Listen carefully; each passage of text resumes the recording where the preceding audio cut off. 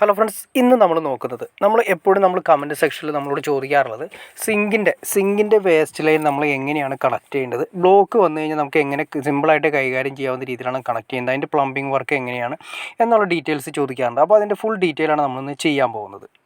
ഈ ചെയ്തിരിക്കുന്നത് നമ്മൾ കിച്ചണിൻ്റെ സിങ്കിന് വേണ്ടി കൊടുത്തിരിക്കുന്ന ഓപ്ഷനാണ് ഈ കാണുന്നത്. കിച്ചണിൻ്റെ സിങ്കിൽ നിന്ന് ഡയറക്റ്റായിട്ട് നമുക്ക് സിങ്കിൻ്റെ ഔട്ട് വരുന്നത് കണ്ടോ. ഇത് രണ്ടും സിങ്കിലേക്ക് വരുന്ന രണ്ട് ടാപ്പുകളാണ്.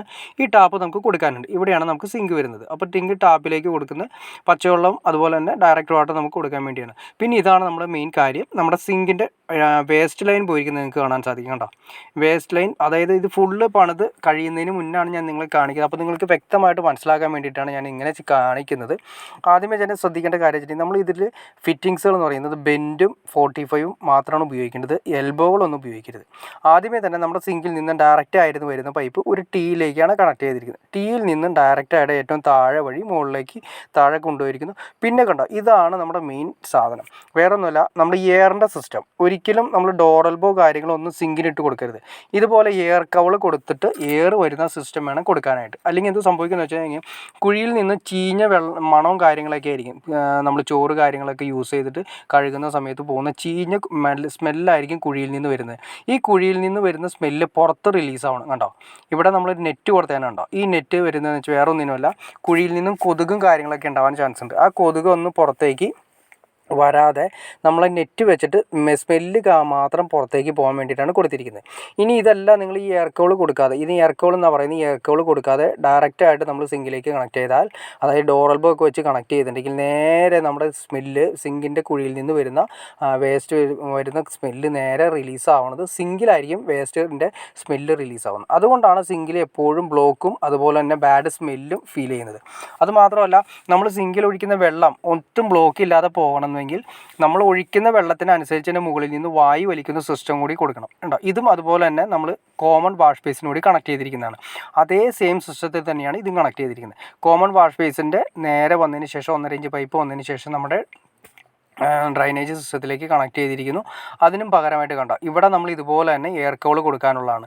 ഈ എയർ കവളിൻ്റെ സിസ്റ്റം എന്ന് വെച്ചിട്ടുണ്ടെങ്കിൽ നമുക്ക് ബ്ലോക്ക് വന്നു കഴിഞ്ഞാൽ വളരെ സിമ്പിളായിട്ട് എയർ കവൾ പൊക്കി മാറ്റാൻ സാധിക്കും. നോക്കിയിട്ട് ഇതിൽ സിമ്പിളായിട്ട് നമുക്ക് കൈകാര്യം ചെയ്യാൻ സാധിക്കും. അതായത് വളരെ സിമ്പിളായിട്ട് തന്നെ നമുക്ക് മോട്ടറിൻ്റെ പൈപ്പോ കാര്യങ്ങളൊക്കെ വെച്ച് വളരെ സിമ്പിളായിട്ട് തന്നെ അതിലൂടെ അടിച്ച് ക്ലീൻ ചെയ്യാനും കൂടി സാധിക്കും. മാത്രമല്ല, ഈ എയർ കവൾ വയ്ക്കുന്നതിൻ്റെ കൂട്ടത്തിൽ കൂടെ തന്നെ നമ്മൾ ഒഴിക്കുന്ന, അത് സിങ്കിൽ ഒഴിക്കുന്ന വെള്ളത്തിൻ്റെ അതേ ലെവലിൽ തന്നെ മുകളിൽ നിന്നും നമ്മൾ ഈ എയർ കവൾ വഴി എയർ വലിച്ചാൽ മാത്രമേ അതിൻ്റെ ആ പൈപ്പിലൂടെയുള്ള ഫ്ലോ കറക്റ്റായിട്ട് പോവുള്ളൂ. അപ്പോൾ അതുകൊണ്ട് എയർ ടൈറ്റ് വന്നു കഴിഞ്ഞാൽ വളരെ സ്ലോവിലായിരിക്കും വെള്ളം പോവുക. എന്തെങ്കിലും ഒരു പ്രശ്നം കാര്യങ്ങളവിടെ തുടങ്ങിക്കഴിഞ്ഞ് കഴിഞ്ഞാൽ പൈപ്പിൻ്റെ അകത്ത് കഴിഞ്ഞാൽ ഭാവിയിൽ അവിടെ പതുക്കെ ബ്ലോക്ക് ആവാനുള്ള ചാൻസസും കൂടുതലാണ്. അപ്പോൾ എനിക്ക് തോന്നുന്നു സിങ്ക് കണക്ട് ചെയ്യുന്ന സമയത്ത് അകത്ത് ട്രാപ്പ് കാര്യങ്ങളും ട്രാപ്പോ അതുപോലെ തന്നെ സിങ്കിൻ്റെ ട്രാപ്പുകളൊക്കെ നമുക്ക് ഓൾറെഡി വരുന്നുണ്ട്. സിങ്കിൻ്റെ കൂടെ റെഡിമെയ്ഡായിട്ട് വരുന്നുണ്ട്. അതൊന്നും യൂസ് ചെയ്യാതെ, അതൊന്നും ഉപയോഗിക്കാതിരിക്കുന്നത് ഏറ്റവും നല്ലത്. ഡയറക്റ്റായിട്ട് സിങ്കിൽ നിന്ന് ആ ട്രാപ്പുകളൊക്കെ ഒഴിവാക്കി ഇങ്ങനെ കണക്ട് ചെയ്യുക. അപ്പോൾ ഏറ്റവും വലിയ ഗുണം എന്താണെന്ന് വെച്ചിട്ടുണ്ടെങ്കിൽ നിങ്ങൾക്ക് സ്മെല്ല് പുറമെ റിലീസാവും. അതുകൂടാതെ തന്നെ വെള്ളത്തിൻ്റെ ഫ്ലോ കറക്റ്റായാൽ തന്നെ ഒരു 90% ബ്ലോക്ക് കാര്യങ്ങൾ നമുക്ക് ഒഴിവാക്കാൻ സാധിക്കും. ഓക്കെ ഫ്രണ്ട്സ്, അപ്പോൾ നമുക്കൊരു സിങ്ക് കാര്യങ്ങൾ എങ്ങനെയാണ് കണക്ട് ചെയ്യേണ്ടത്, അതിൻ്റെ എയർ കവൾ കാര്യങ്ങൾ, എയറിൻ്റെ സിസ്റ്റം എങ്ങനെയാണെന്ന് ഏകദേശം നിങ്ങൾക്കൊരു ഐഡിയ കിട്ടിക്കാണെന്ന് വിചാരിക്കുന്നു. ഇനി എന്തെങ്കിലും ഡൗട്ട്സോ കാര്യങ്ങളുണ്ടെങ്കിൽ തീർച്ചയായിട്ടും കമൻറ്റ് ചെയ്യാനും മടിക്കരുത്, ഷെയർ ചെയ്യാനും മടിക്കരുത്, സബ്സ്ക്രൈബ് ചെയ്യാനും മടിക്കരുത്. എനിക്ക് തോന്നുന്നു കാണുന്ന എല്ലാവരും തന്നെ സബ്സ്ക്രൈബ് ചെയ്യാതെ കാണുന്നതെന്ന് തോന്നുന്നു. തീർച്ചയായിട്ടും സബ്സ്ക്രൈബ് കൂടി ചെയ്തേക്കുക.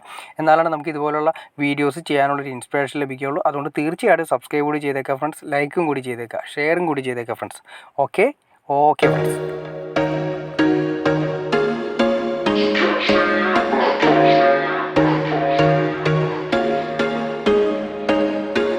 There was once a day that I would pray for you. I'd go and misbehave just so you'd notice too. Sneaking looks up and down from across the room. And damn, what a hell of a view. I feel good, you look great, I like you, I can't wait. A first time, a first date,